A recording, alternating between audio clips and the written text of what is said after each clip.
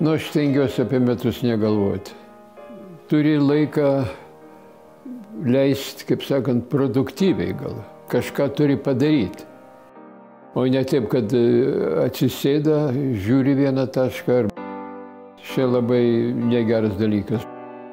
Jau žiūriu vakar prie televiziją. Čia vat šitie prekybininkai. Jau ruošiasi kalėdom.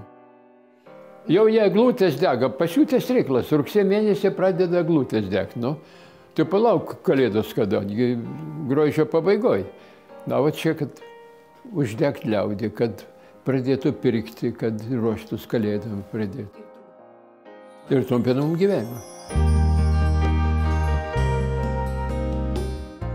10 metų išdirbau su komanda ir tas man labai daug kainavo sveikatos. Ir nervai, širdis dega, tiesiog nervuojas, pyksta, bet reikia būti ramiam, negali ten kautis. Dabar lengviau kažkaip. Tu vis tiek turi būti žmogus. Pirmai esi žmogus, ką tu atsiekei, tai yra istorija. Ji praeina. Viskas. Ir dabar noriu pasakyti tiek, kad dabar mano amžiaus man nebėra su ko kalbėtis telefonu. Nu, stengiuosi nekalbėti pirmiausia apie tas ligas, kad oi, čia man taip ir taip. Kažkur jautiesi kaltas, žinai, kažkur, kad vat, kažko nepadariau, per mažai bendravau, o taip yra.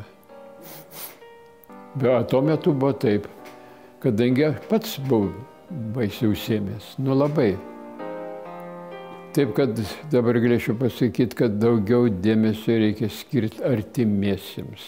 Pirmiausia, rūpi žmonos sveikata, rūpi kaip anūkai, padėti aš turiu jiem gyvenime, palaikyti ryšį su jais. Nu ir dar, ko tai būt gal naudingam Suomiai, krepšinio ten srity ir panašiai. Gyventi reikia, laikytis, saugotis, nes sako, ilgai būsit mirę. Plačiau reikia galvoti. O man čia blogai, taip lauk ir kitiemgi tas pats. Irgi sunku yra.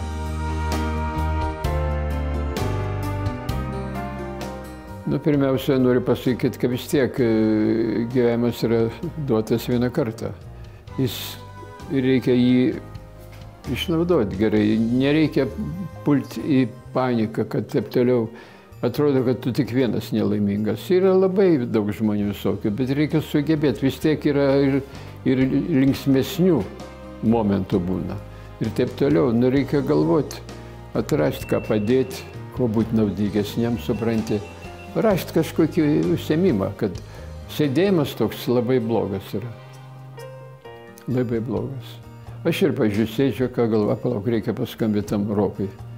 Paguosti, kad nenusimink, tau 35 metai, tik tai aš ir kalbu, sakau, man ir buvo labai sunkumų visokių, man ir, sakau, metė ir išmetė ir vėl priėmė ir taip toliau. Pasikrovim telefoną. Paskambinkit 8 800 820.